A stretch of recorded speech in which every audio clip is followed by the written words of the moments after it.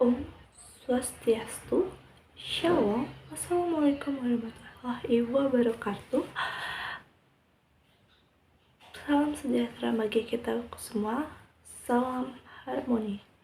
Baik, perkenalkan nama saya Komangulian Yudi Ardani dengan NIM 2511011127, mahasiswa program studi bimbingan dan konseling. Pada video kali ini, saya akan memaparkan tugas ujian akhir semester mata kuliah mikro konseling yang diempu oleh Ibu Kade Ari Dwi Arwati, SPD, MPD.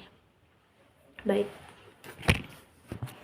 Studi kasusnya yaitu seorang konseli merupakan salah satu siswa kelas 12 yang mengalami penurunan fokus belajar saat mengerjakan soal ujian kelulusan akibat permasalahan di lingkungan keluarga.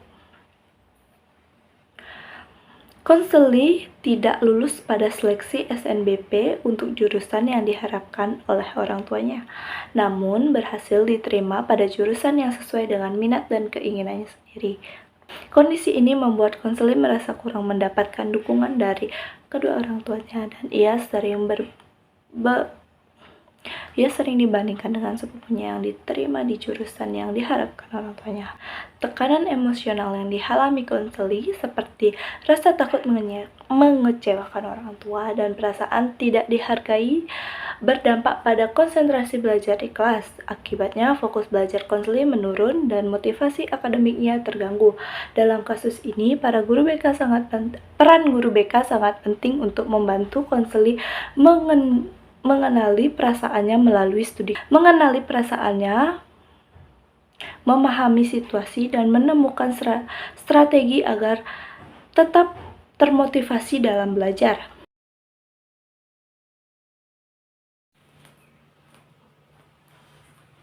Selamat siang, Bu. Selamat siang, Nanda. Silakan duduk dulu. Baik, Bu. Nanda sudah sarapan? Belum. Nanti sarapan dulu ya sebelum mengerjakan ujian, biar bisa fokus. Baik, Bu. Baik. Nanda ini dari kelas 12 apa ya? Dari kelas 12C, Bu. Oh, 12C. Anak IPA dong ya? Iya, Bu. Baik, sebelumnya terima kasih Nanda sudah meluangkan waktu untuk datang ke ruangan Ibu. Di sini, Ibu sebagai konselor kamu.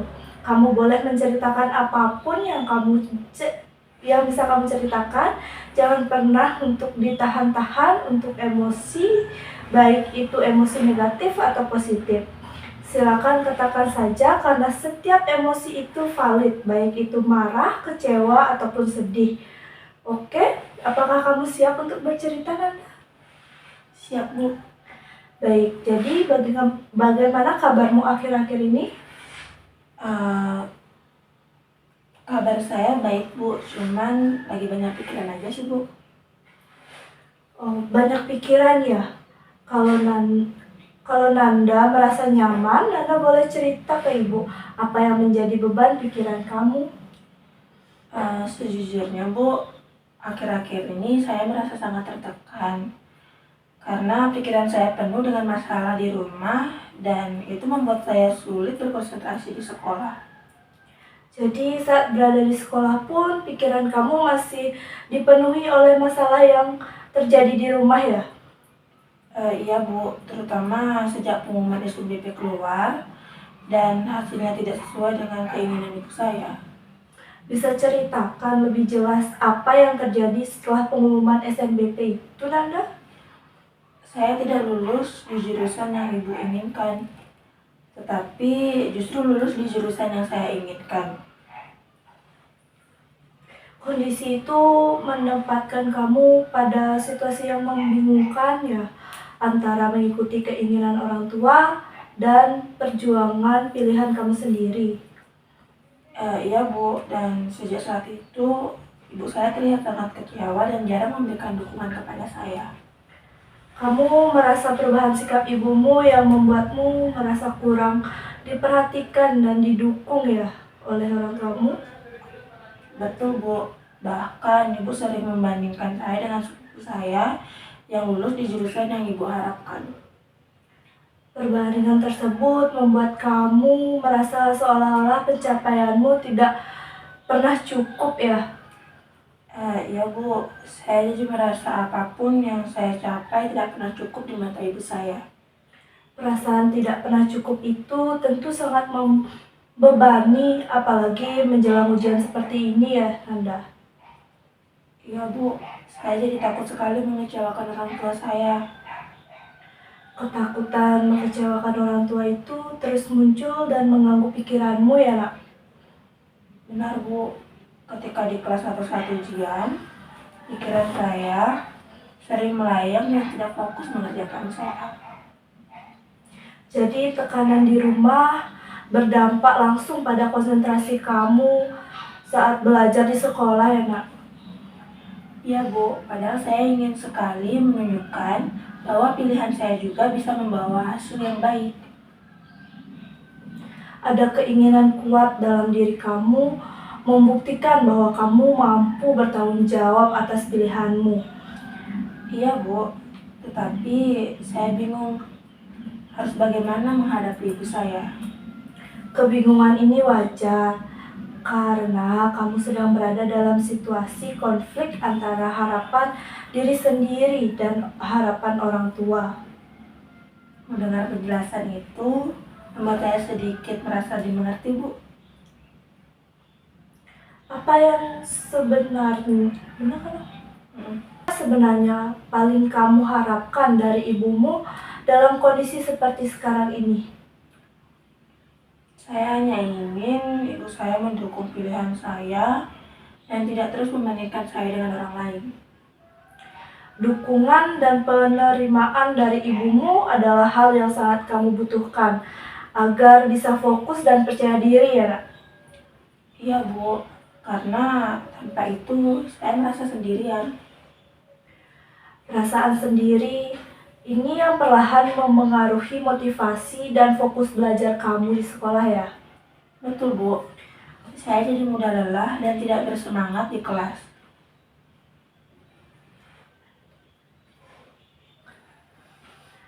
Ketika kamu merasa lelah dan tidak bersemangat, apa yang biasanya kamu lakukan? Saya biasanya hanya diam dan memendam perasaan saya sendiri. Memendam perasaan mungkin membuatmu terlihat kuat, tapi sebenarnya memendam perasaan mungkin membuatmu terlihat kuat, tetapi sebenarnya menambah beban di dalam pikiranmu ya. Iya Bu, saya juga merasakan itu. Tapi saya tidak tahu harus bicara ke siapa. Di sini kamu bisa belajar menyalurkan perasaanmu dengan cara yang lebih sehat. Saya ingin mencoba Bu, karena saya tidak ingin kondisi ini terus berjalan. Keinginanmu untuk berubah menunjukkan bahwa kamu peduli pada masa depanmu sendiri. Terima kasih Bu, saya jarang mendengar hal seperti itu. Bagaimana perasaanmu sekarang setelah menceritakan semua ini? Saya merasa sedikit lebih lega dan lebih tenang dibandingkan saat pertama datang. Rasa lega itu menandakan bahwa berbicara dan mengekspresikan perasaan memang kamu butuhkan.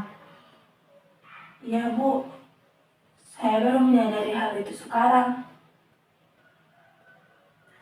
Pada sesi ini kita sudah memahami bahwa tekanan keluarga sangat mempengaruhi fokus belajarmu.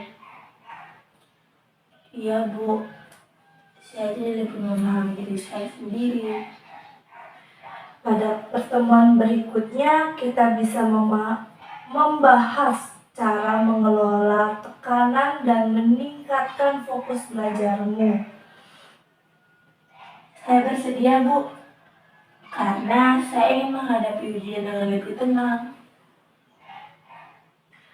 Apakah kamu merasa terbantu dengan sesi konseling hari ini? Iya Bu, saya merasa terbantu dan didengarkan.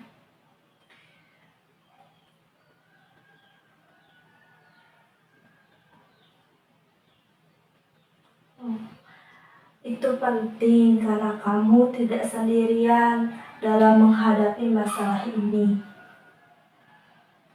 Terima kasih, Bu. Saya merasa lebih kuat sekarang. Terima kasih atas keterbukaanmu hari ini, Nanda.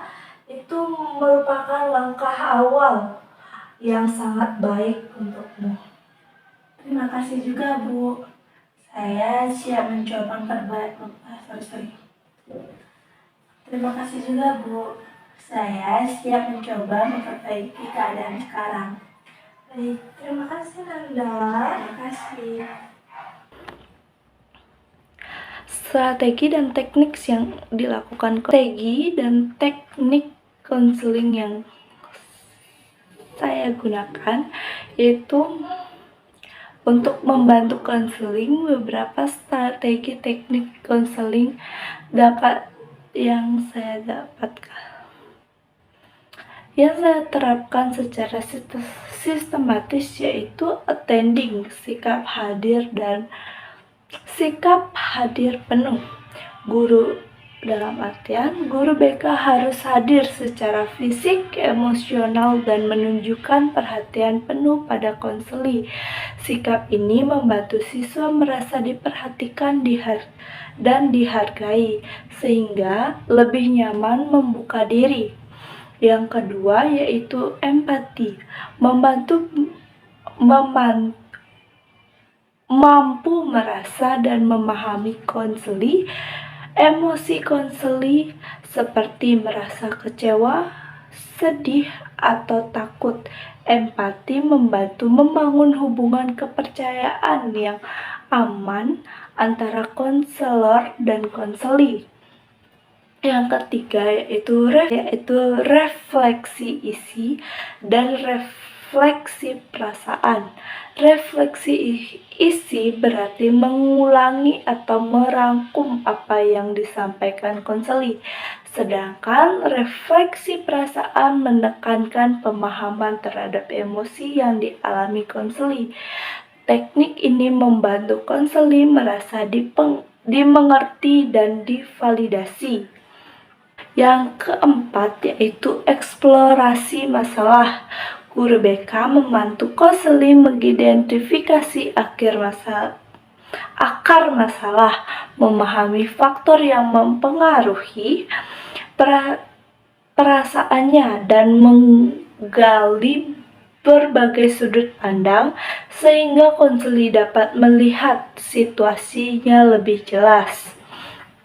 Yang kelima, supporting statement atau penguatan.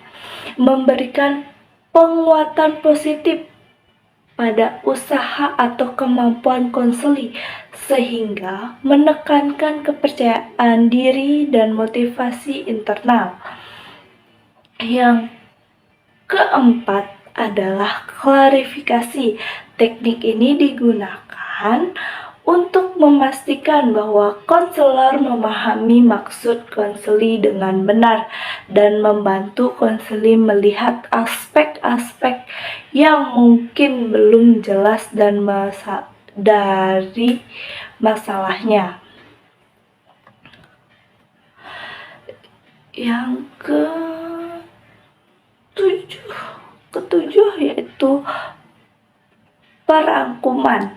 Di akhir sesi, guru BK merangkum, membicarakan agar konseli dapat melihat kesimpulan, solusi, dan langkah-langkah berikutnya dengan jelas. Penerapan strategi teknik itu secara berkesinambungan. Saya sebagai calon guru BK dapat membantu dengan penerapan strategi dan teknik secara berkesinambungan, membantu konseli mengelola emosi, meningkatkan konsentrasi belajar, dan membangun kemandirian serta rasa percaya diri dalam menghadapi tekanan keluarga maupun akademik. Demikian pemaparan singkat mengenai studi kasus konseli dan strategi konseling yang dapat diterapkan melalui pendekatan ini.